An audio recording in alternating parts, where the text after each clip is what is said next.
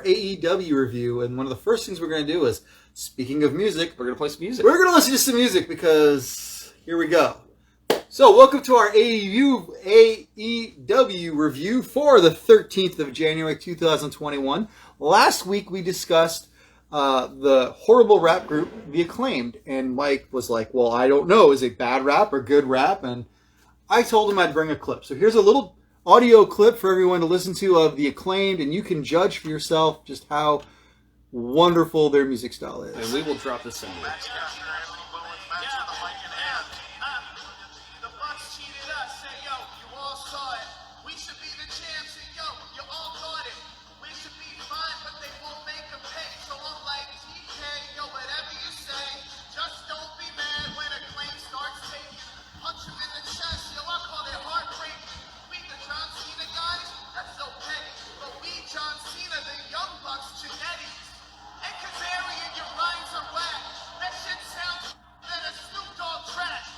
Oh, God. Kaz's.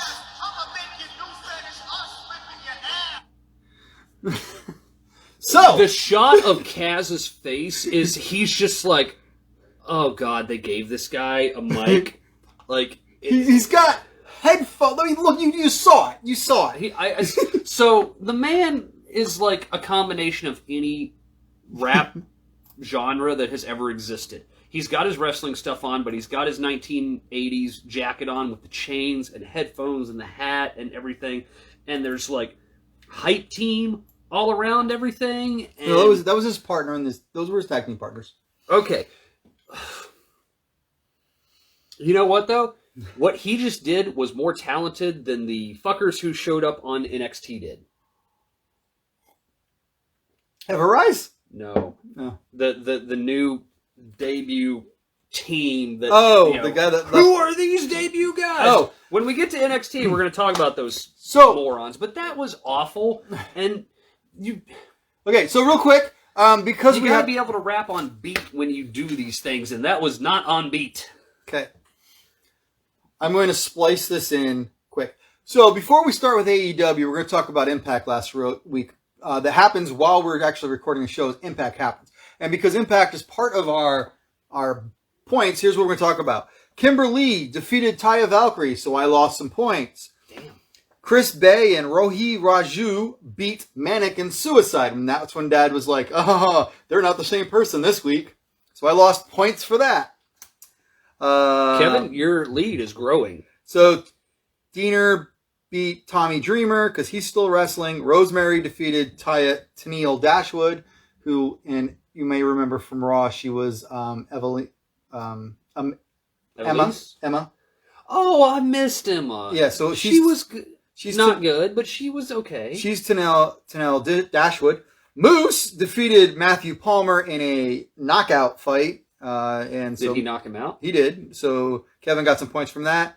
And Rich Swann and a couple other people defeated the Good Brothers. So Dad got some points from that one. Every time you say Anderson, I'm thinking Mr. Anderson shows up. Carl and I'm just Anderson. like, no. Not Mr. Anderson. So that was Impact. Now back to AEW.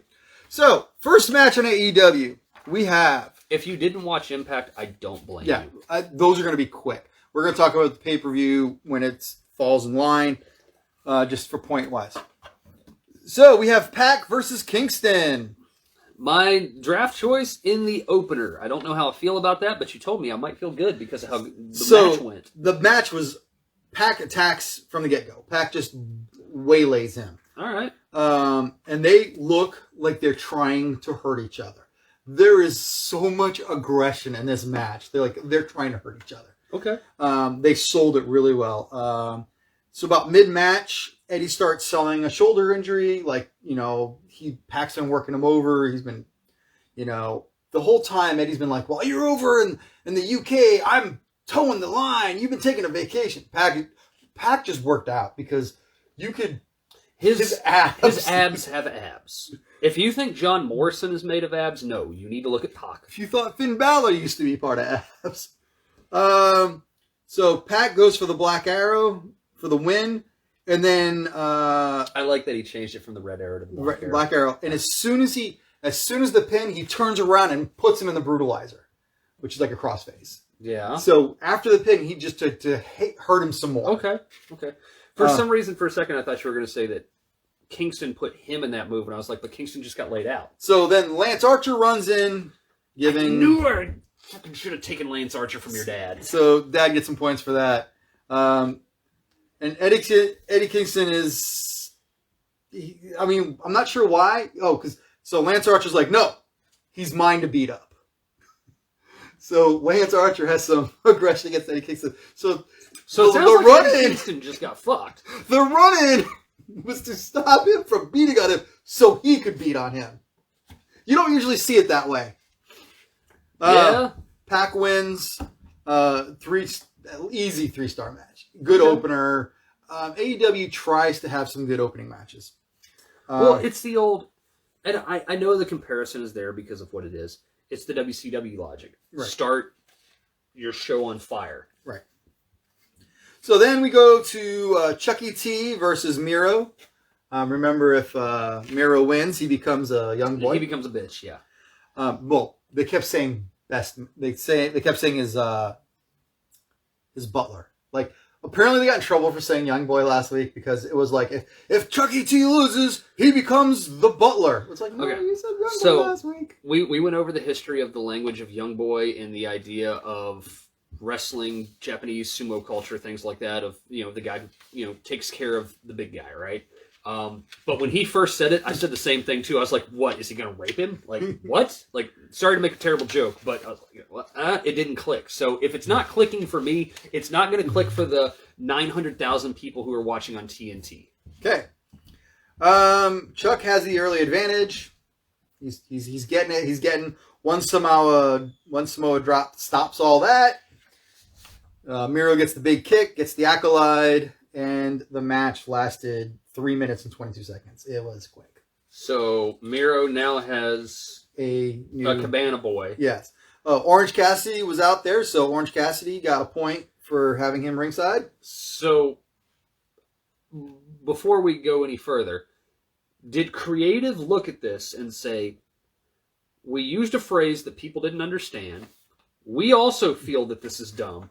So instead of drawing this out where like a DQ happens, oh, hey, no, the match wasn't legit. It got thrown out. We need to do it again.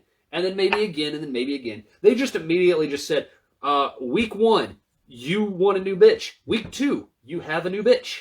Yeah, see, well, because, Chucky T's partner's out for a while, and Orange Cassidy did nothing to help his teammate, so he just kind of stood like... So Orange Cassidy doesn't care. He's like, well... Oh, God. Once again, during the match, when he's just sitting there, Dad goes, I swear he's just like Mike! Orange, you have grown on me like a fungus. Alright, so then we have a backstage interview. Matt Hardy, Private Party's not happy with their contracts, because they finally read them. I can't believe you're asking for 30%. You're asking for 30%. He's like, what are you calling me, a money-grabbing carny? He told them last week what he was doing. Yeah. And then he says, wow, nobody cared about you until I made you relevant. So when I say jump, you jump. So Matt Hardy has now become evil. Wow. Who had Matt? Ron had Matt Hardy, didn't he? Yes. I'm guessing Matt can't go anymore. I don't think so. I think Matt is stepping into the Michael Hayes role at this point. So if my phone continues to go ding, ding, ding, I apologize. I forgot to turn the volume down. And I'm not going to mess with it. All right. So then we have the Inner Circle comes in to do their New Year's resolutions. So let's see. Do they have an outer circle? No. What about a middle circle? So Hager wants championships, championships, championships. That was his New Year's resolution. MJF says he wants to continue. We're 14 days past New Year's. Yeah. Well, they've had a lot of things to deal with. This is only their second. Well, the first show got... So they are literally going with, we did a tribute show. We're counting that as out of continuity with our current timeline. We're back to our real timeline. But since we're... This is week 2 of New Year's Smash. This is still the New Year's show. It's week 2. Because it's a 2-week show. Because they can't do pay-per-views. I forget, I'm not on Earth 616. I'm on Earth 747 or something because the plane is just fucking crashing right now. Okay. So, Hager wants championships. MJF wants to continue strengthening bonds and get rid of fat people. Go get one in Bellator, homie. Stop fighting soup cans. He wants to get rid of fat people. Because he's, Ortiz says something Hispanic that I didn't understand, but it was basically about food. Jericho wants to win the tag team belts with his best friend MJF. Well, at least he's not on commentary. And then, of course, and then Santana's like, whoa, whoa, whoa, whoa. You picked us to be the tag team of the Inner Circle. Why are you trying to win belts with MJF? We're the tag team. Oh, does MJF go, well, yeah, And then Sammy Guevara, so point for Sammy Guevara, he's like, whoa, you know what you are? You're a tag team slut. Because Jericho's been Sammy Guevara. They've been the tag team. So, you know what's so refreshing with Undisputed Era is when they cut the promo of, we're just four guys who hang out. So, we're infighting again already. So, next week, Jericho has an idea to fix this. Are they going to fight each other? Jericho is going to have a 3-way tag team to find out who the Inner Circle tag team is going to be. I'm actually looking forward to this match, sadly. It's going to be Jericho and MJF versus Santana and Ortiz versus Sammy Hagar. Jericho Jericho sat back in the locker room and he was like, I got it. So he's, and then Sammy and Hagar go, so Jake Hagar goes, oh, yes, Sammy Hagar! And then Sammy's like, I don't understand why that's funny. I liked Van Hagar better than Van Halen. I honestly think Van Halen was highly overrated. And then, of course, Jump is a awful song. And then Dad, of course, asked the very smart question, why isn't it Hagar and Wardlow? I like the song Panama. But what? Do they ever fight anybody but themselves at this point? No. Is that the joke? Is they're so fucking stupid and greedy and selfish with each other that they never fight anyone else? So here's my prediction. Jericho and MJF are going to beat. And then MJF, after the match, is going to console the losers. Yes. While Jericho is celebrating. Yes. That is exactly what's going to happen because they are, as we talked about, the good thing that's happening is they're trying to slow a little bit into this for the audience. The problem is that the players and participants involved are so dumb that they can't figure it out themselves when the audience already has. Unless, of course, this is going to end up being Vince Russo TNA where, like, Van Halen... It was me the whole time, Austin! Yeah, that's what's going to fucking happen. Yeah. I do like team name Sammy Hagar. Sammy Hagar is funny. Okay, it is. So then they have a backstage with the Dark Order, so point for me for John Silvers. Did you like the picture I put up for John Silvers? I did. So if you have not got a chance to see our YouTube cut of the show for the draft that Joseph did, please go watch it. I've shared it. He shared it. It's on our Powerbomb Weekly page on YouTube. He inserted graphics and images and everything, and it made it so amazing, and thank you so much. Like, I loved it. You're like, it wasn't going to be interesting unless I put all those graphics in it. Like, it was so cool. Yes, the pictures he chose was awesome. So the Dark Order will continue, and they will be back next week, and Hangman Page is going to wrestle with them, and he was holding a bottle of, or a thing of whiskey going, all right, sure, I guess. I really feel that I should have taken Hangman Page in my draft. So, next is Kenny Omega comes out because it's supposed to be the Elite. Hagar left Van Halen in 1996. That's how fucking relevant we are. It's supposed to be the Elite with Kenny Omega versus Anderson Gallo. It's supposed to be Kenny Omega in the Elite versus the Varsity Blondes and with some jackoff named Daniel Locklight, who I've never heard of. Daniel Locklight? Yeah, Locklight. Locklight? Keep talking. I'm going to look. All right, so who is the Elite? A whole bunch of schmoes. So basically, Kenny Omega and the Young It's Bucks. the Bullet Club. Yeah. Yes. Okay. So Kenny Omega comes out. What'd you say that fucker's name was? Daniel Locklight. He looks like this. Okay. So Kenny Omega comes out with this really long super introduction, and out come the girls doing the sweeping still. Dad goes, I should have drafted the Broom Girls. I got in double points. I like that he has Nitro Girls. Alright. So, the announcement happens after the long Kenny Omega announcer. Dude, if Google doesn't know who you are, you're nobody. I was thinking maybe you'd be like Alexander Hammerstone or something, like, oh shit, that's who that guy is. So Don Callis comes out, and he's like, I'm going to take over these introductions because you're a schmuck, you don't know what you're doing.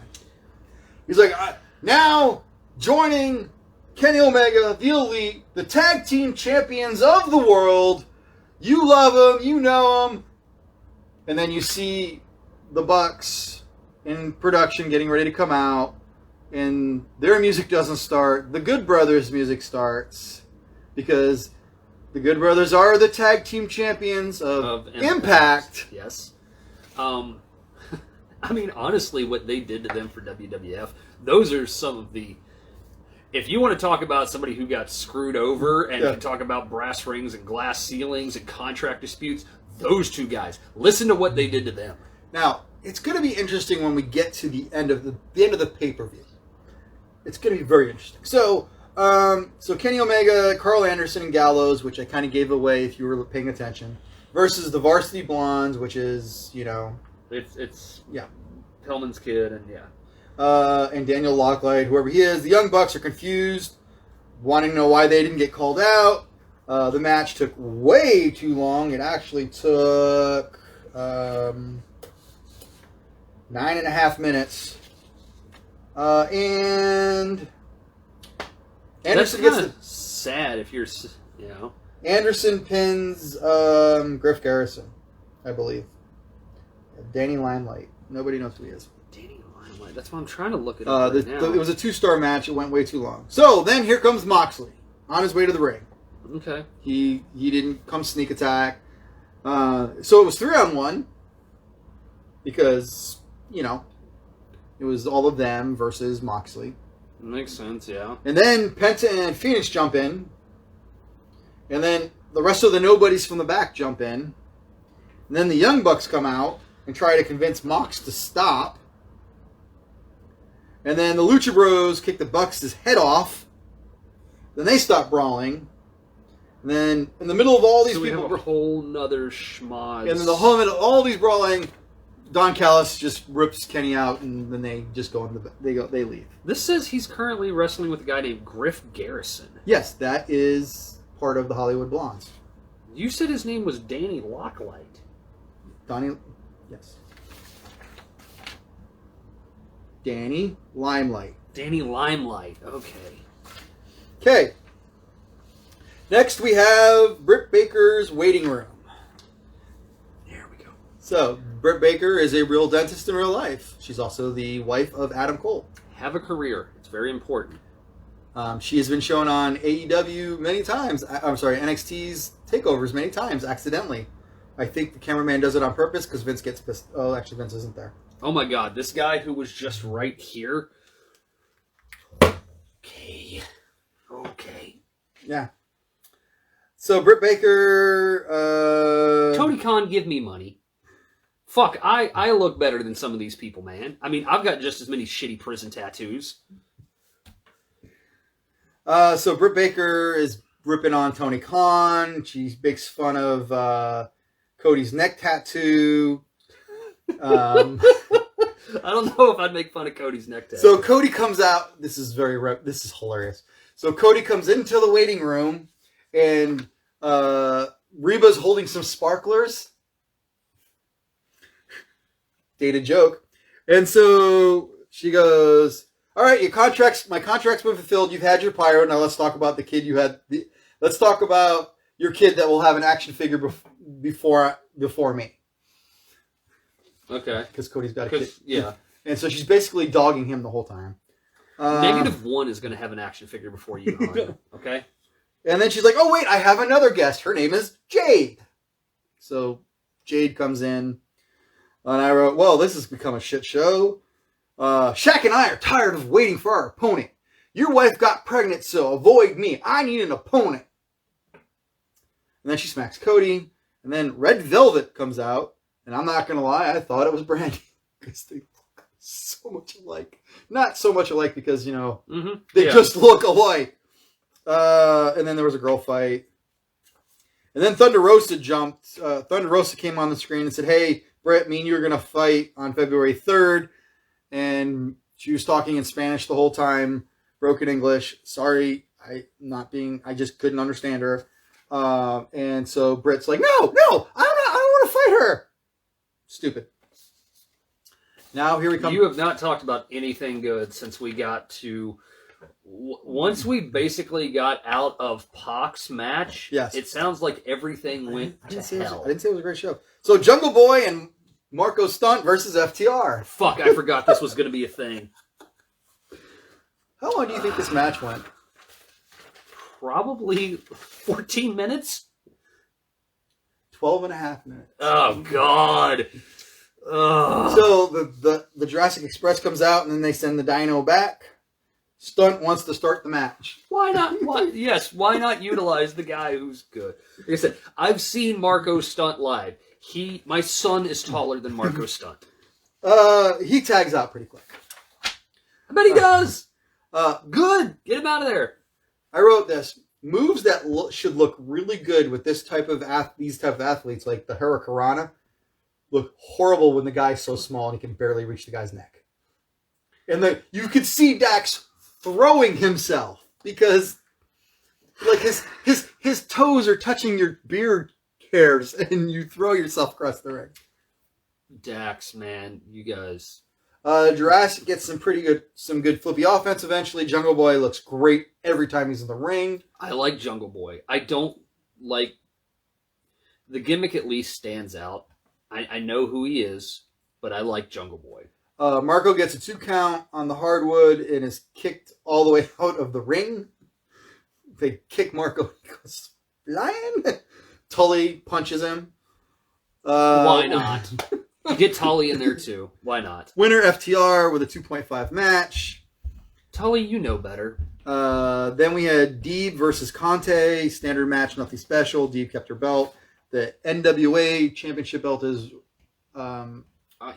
is shown more on this show than... I looked at that when we went through the roster, and I just remember going, shit, I know we're not doing NWA, but I should have took Serena Deeb just because she's so good. All right. Dave Meltzer gave this match 4.25 stars. Cage versus Darby. Main event. I don't like and trust Uncle Dave at this point on his skewness of AEW, but Darby, you're on my list, and Brian Cage got snagged very quickly. So I have 2 clips that are going to be in this match at some point. I will play them. They have a new belt. The new TNT belt looks really nice. Again, they changed the belt out because they gave it to -1. Yes. This match started House of Fire. Darby was throwing himself all over the place. I mean, he was stick and move. The guy's small, 100 pounds lighter. He tries to do a dive. Cage catches him and immediately suplexes him. I couldn't find that clip, but it was just like so smooth. And it was he tried to dive outside the ring. Okay. He caught him outside the ring in the suplex position. So they at least got it on camera. Oh, yeah. Okay. Darby is then thrown from the ring into the bell table. We're going to just treat Darby like the ragdoll that he likes. So then Cage picks him up and carries him back into the ring, so in the suplex position. He goes up the stairs and goes over the top rope with him still in the suplex position.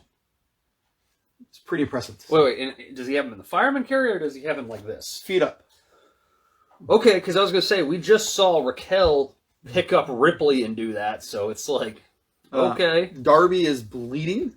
Of course he is. Cage is dominating. Of course he is. Every time he gets thrown from one side of the ring to the other, the ref's checking him. Like, he was literally being thrown coast to coast.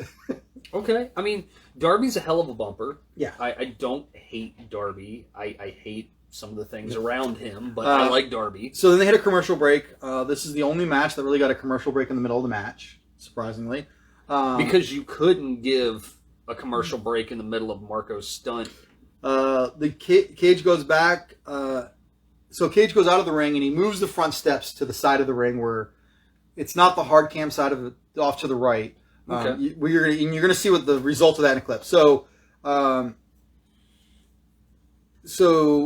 he picks him up like he's going to. So he looks right here. You're going to see him. He's going to like suplex him into the stairs on the outside of the ring.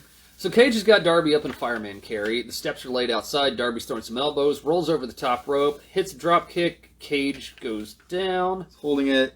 He starts biting him. Okay. Now watch this. Ow.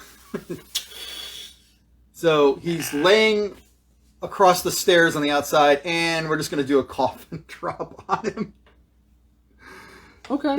So that was a pretty impressive look for it. And then... I like the coffin drop. I think it's pretty... It's unique because it's so different in a way. And then... it fits Darby's style. Yeah. And honestly, doing the coffin drop like that on top of him, laid out on the steps like that, it probably wasn't as bad as what it looked. I thought I remembered it come from the top rope, not the second rope. And maybe that's why I thought it was more impressive. Then Darby does this thing where he's in the middle of the ring and he takes his belt off and he quickly wraps it around his feet and hog ties his feet for a minute. Okay. He did a Finn Balor, he did the coup de grace on him. Right on. Ricky Stark comes in because, Why do we have to have another fucking schmoz? So Ricky Stark tries to come in. It goes dark. It starts snowing. We wait 30 seconds for everything to get set back up. Lights come back on. Ricky Stark gets a bat upside his head. And then Sting stays at the top of the ramp to make sure that nothing else happens. And then this is how the match ends. This is the ending. He gets him up like he's going to do the Dominator off of that and turns it into the crucifix bomb. And the ref is not ready. Look how old he looks. Dude. I'm going to leave that pause for a second. Look how old he looks. He looks every 65 years of his age. Dude, his cracks are coming through his makeup. Right? Sting legit looks like a White Walker. But he's got the little tuft of beard. And he's got the little chin strap going on with it. And I really like that crucifix bomb. Suplex or crucifix bomb. It looks just really smooth. Well, I mean, it's pretty cool. I mean, I like it. It's good for smaller guys to do it. And the big guy can take a really cool bump for it. We've seen Leon Ruff use it a bunch of times with Damian Priest and things. The crucifix bomb is pretty good. I like that the guys are doing it more than... Mm-hmm. Well, I can't say more, but I like that the guys are using it because it was basically like the women's move for the longest time. So, Darby wins in the main event. Darby wins in the main event. Retains his belt. Retains his belt, and Sting comes out. So do I get like quadruple points for having like all of that happen? You did get some points for that. Rock on, man. AEW, as you described the rest of the rundown sheet for that show, sounded like a gigantic turd dropped in a punch bowl. No, it was a turd sandwich. It had a really nice outer crust, a really awesome bottom crust, and just a bunch of shit in the middle. Shit in the middle. Okay. It was about It really got to be a 2.5 star show because the first and last match were so good. They were really good. And anything with... And if you took Marco out, the other three participants of that tag match in the middle was really good. I mean, Marco can do what he does, but you can't... Marco should not have been in that match. No. And he just... End of story. Yeah. And basically everything that happened on that show should not have happened except for the first part and the last part. Okay. So we're going to shift to NXT, something you actually watched.